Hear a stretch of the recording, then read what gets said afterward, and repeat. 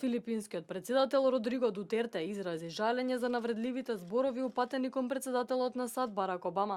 Во својата писмена изјава, прочитана од неговиот портпарол, Дутерте се извинува за силните зборови дадени како одговор на новинарско прашање.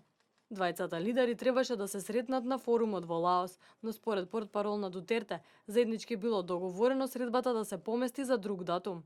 Претходно од Вашингтон изјавија дека Обама ќе зборува со Дутерте за тоа како филипинските власти се справуваат со дилерите на дрога во земјата, како и за екзекуциите кои филипинската влада ги направила.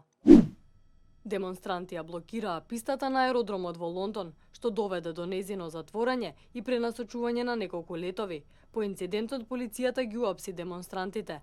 Од движењето Black Lives Matter изјавија дека демонстрантите се нивни активисти. Ова движење започна пред 4 години по убиството на афроамерикански адолесцент Трейвон Мартин во Соединетите Американски држави и се бори против полициската бруталност врз афроамериканците.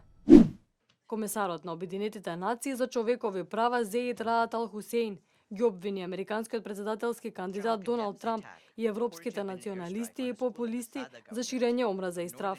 За време на конференцијата за безбедност во Хаг, Хусейн го нарече холандскиот политичар Герт Вилдерс демагог и политички фантазер, додавајќи дека своето лицемерие го користи како политичко оружје.